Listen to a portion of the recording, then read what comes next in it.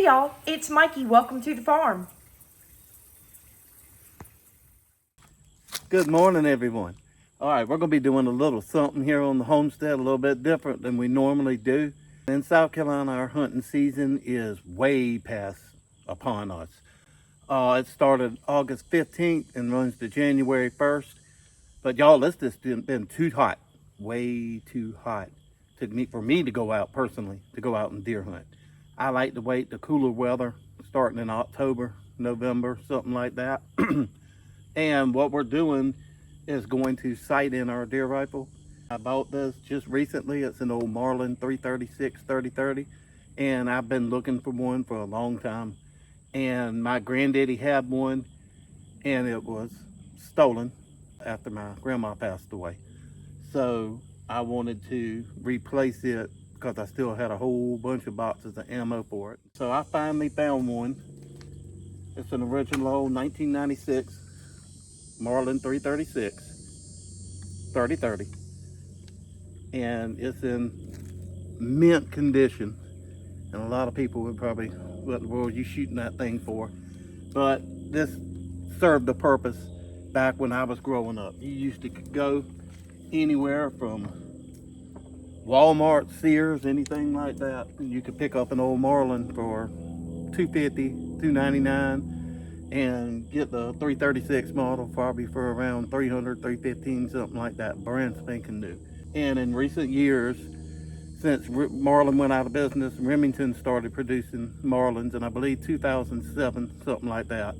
And they ran them into the ground, done a horrible job of keeping the legacy alive, and pretty much destroyed the firearms. And I believe in 2023, Rugar bought them out. And Rugar is keeping to the traditions and making some very nice Marlin firearms. And this is an original, this is a 1996 model. It's original Marlin. And I just wanted to bring it out here and sight it in. The scope came on it. It's the way I bought it. It was pretty, like I say, it's almost in mint condition. I want to use it here on the farm for hunting. Our furthest shot that I usually do in my stands is probably around 75, 85, maybe 100 yards, something like that. And usually I harvest my deer in the 25 to under 50. Almost every shot I take is under 50 yards because I've just been hunting all my life and just know how to get the deer close. I believe the one I shot 2 years ago, a doe walked out first and then the buck followed her. And I had just sat down and I believe they were no more than 25 yards away. So I shot him at like 25 yards, something like that, 20, 25 yards. So I don't need to be shooting across bean fields and stuff like that. But we do down here in South Carolina, we do a lot of shooting like that. And across cornfields, bean fields, cotton fields, stuff like that. And I have my other rifles that I can use for that to set up shooting 300 and 400 yard shots. But just in my older years, I like to make sure I'm gonna make a good, clean, humane shot. And I owe that to the deer, and I'm not after antlers anymore. I'm after meat to put in the freezer for my family. So it's not about the shooting across the bean field with the flattest shooting rifle and stuff like that for me no more. It's just a matter of getting some meat in the freezer. So horns don't matter to me. A buck or a doe is fine with me. And a 30-30 isn't gonna shoot that anyway. 30-30, they pretty tapped out at about 200, 250. That's pretty much putting it. Yeah, you can shoot a lot further with it than that, but that's pretty much, that's all it was meant for. It was just a little carbine. So the second I have is the one I use around here for the predators and stuff like that, just one of the ones. And it is a 300 Blackout. And I use it to shoot the coyotes and stuff like that. And I also deer hunt with it. And these are deer hunting rounds. They're 125 grain, 300 Blackout rounds. And I use them, not sure much you can show on YouTube anymore, but it's just a little tiny, short, and it's a little tiny thing compared to a 30-30. Y'all can see the size of them. And you got to think the lead on this little 300 Blackout is probably down here about the middle of my finger, somewhere way down in the case. So you're only getting about probably about that much powder in that case. For a 30-30, the lead's probably about somewhere around the bottom of my thumbnail, and you get all that case full of powder. But still, this little guy right here will do the same thing that the little 30-30 will do, and about the same distance too. And like I say, not after anything, just shooting across bean fields. Just something to take care of predators around here and harvest my family some meat. So let me go ahead and put the target up. It's just the same targets that Mikey was using to shoot her pistol at. I only have one. I thought I had more in the pack, but there's only one. And I did swipe her pillow off the porch. Y'all, when she does this video, she's probably gonna wring my neck for bringing her pillow out here. But like I say, the scope came on the old Marlin 336. I'm gonna try it. It might already be sighted in. I just recently bought maybe about 3 or 4 months ago, and it's been sitting ever since. Hadn't brought it out, shot it, done absolutely nothing. Actually just pulled the sticker off of it, the price tag. It had one of those little tags on the string on it, so I just pulled that off. Like I say, might be dead on the money. It's an old Simmons 3x9x40 scope. I'm not really impressed with a Simmons scope. I'd rather have something like a little Leopold or a Nikon or something like that on it, or something a little bit better. Just something a little bit better. But we'll see what those Simmons does. This one, the 300 Blackout, has a 3x9x42 Nikon on it. And like I say, it's the one I use to shoot coyotes and stuff around here. So I want to make sure it's sighted in. I believe it is. I just want to double check it. All right, so let's go ahead and get the target set up. See what we can do. We are shooting at exactly 100 yards. I've stepped it off twice to make sure. And this cedar tree right here, I don't know if y'all can see it right here. This little cypress tree that's coming up on the pond dam just happens to be at exactly 100 yards. So that's a good marker for me for future. And let me show y'all where we're shooting to. So all the way down there, the camera won't even zoom out no further, but y'all can see the target right there. The camera's focusing on my finger. So that's the target bore where me and Mikey were shooting her pistol at. What y'all thinking? Think it's gonna hit the target? Like I say, I hadn't even, it came this way, have not touched it. This is the way it came, with that little scope on there. And even growing up, I knew Simmons was kind of low class, lower the line, but sometimes that's all you can afford, and it does a job. It just don't have the best glass in it to where late in the evening you can see very good and stuff like that. And if it'll hold up to the kick on a high-powered rifle. I know they make some nice scopes now, but couldn't show y'all loading it. It's YouTube. Can't show anything like that, so I'll have to cut y'all off anytime I load it or do anything like that. So let's go ahead and even see if it's going to be on the paper and see how aggravating it's going to be. I did swipe one of Mikey's laundered dimes. That's what we call it. She's got a little change thing that she takes all the change out of the washing machine and the dryer that she finds that I leave in my pocket, and we pick around calling it her laundered money. So that's one of her laundered dimes. I'll use that to adjust the scope with. So let's see what we got. Y'all gonna have to excuse my eyes too. I'm getting up there in years, and I can't see the best like I used to when I was younger. So let's see what we got here.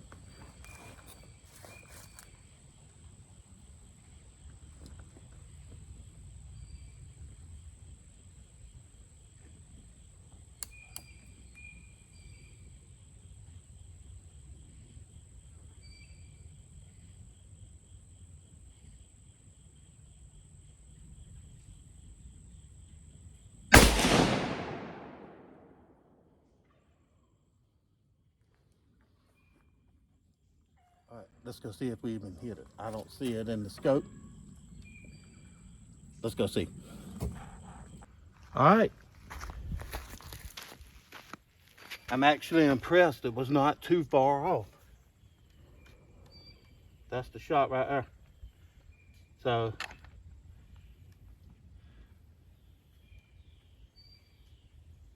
3 inches, pretty much, give or take. About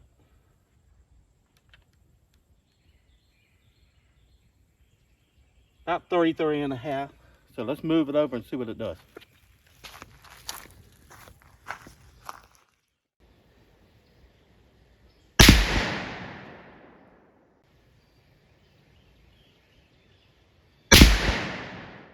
I moved it over exactly 16 clicks. And that moved it from here, that's the first shot right there, to the second shot, to the third shot. I'm gonna call that good, but that bouncy pillow that I got for a rest, y'all, that's pretty decent from 100 yards away.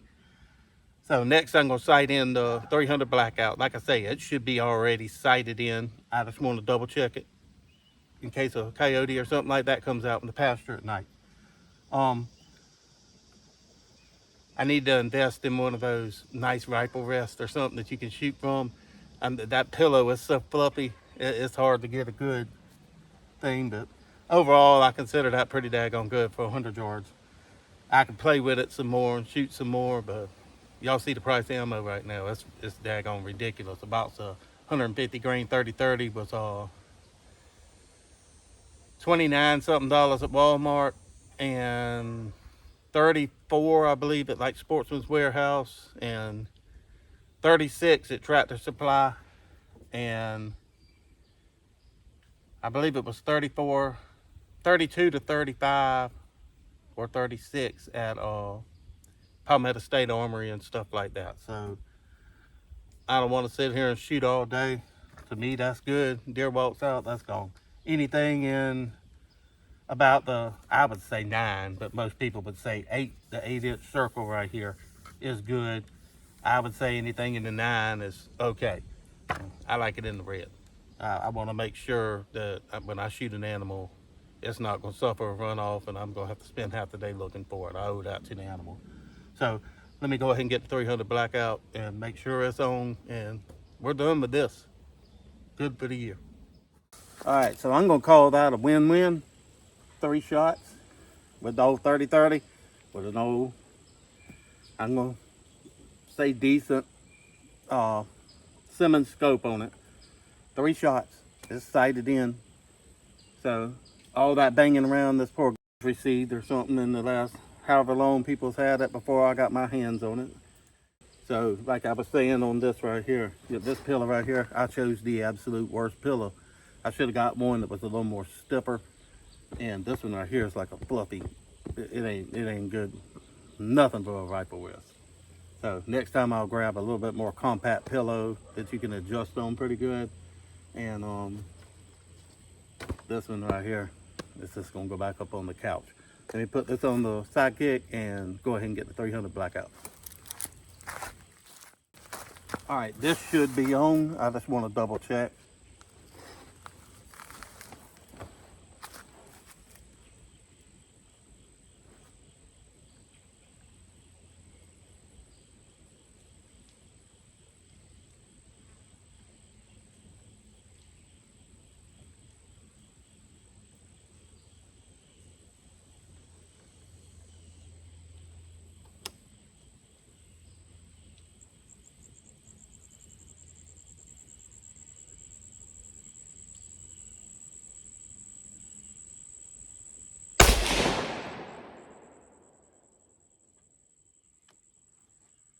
All right, let's walk down and see what we got there. I'll take y'all along with me. Pretty good walk, walking 100 yards. Good exercise, y'all. I need some of that.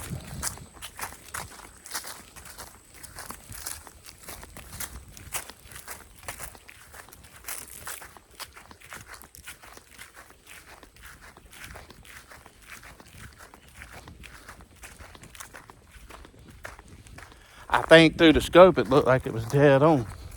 I was aiming for before I get down here, I was aiming for the second hole with my third shot. I was aiming for my third shot that I made with the 30-30. So, oh, yes.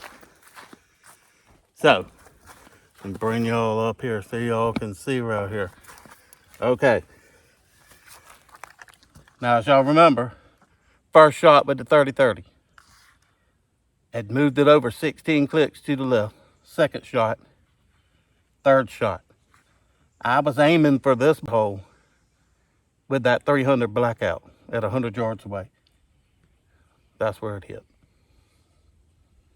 So, I ain't gonna shoot no more with that. Ammo for that is not exactly cheap. It's coming down a little bit in the recent years and stuff like that, but not enough to get out here and enjoy yourself target shooting. So, y'all, I was aiming at that pole. What did it hit? Not even the thick width of a dime away from it. So, to me, that's perfect. Dead on. All right, y'all. I'm back up here on the porch now, and I have returned Mikey's pillow back to its rightful spot. I won't get in trouble for that. All right, I just wanted to say another little quick thing. Are a tool that are meant to protect your family and harvest meat for your family. They're not a weapon for intended use to harm others. They were designed to be able to protect yourself and harvest food for your family. So make sure everyone's using proper storage. You are keeping them locked up away from children, small children that could get them, because children these days can't comprehend the difference between playing a video game on TV and seeing that they can use that on that video game to shoot all these people and stuff like that. They can't comprehend that they can't just hit the reset button and those people are going to be okay again. So make sure that you are practicing proper storage and storing these firearms and the ammunition separate from each other, away from prying hands and stuff like that, where they can't get a hold of it and do harm to somebody, something that they'll regret the rest of their life, that they can't take back because they don't understand. So I just wanted to bring that up in there. And I consider a tool just like a pitchfork or a shovel here on the farm. A pitchfork or a shovel, shovel you dig a hole with, a pitchfork you move hay or whatever with, and a firearm you use to protect your livestock and from predators, and to use to be able to harvest meat for your family to eat. So it's no different from a hammer or a screwdriver being used to hammer nails or screws in a piece of wood. So as long as they're used for their intended purposes and what they was designed for, the world would be a better place. So I hope y'all got something from this, and thank y'all for coming along with me. Hope y'all have a great day. God bless. Taking care of animals, big and small, in this simple life we have it all.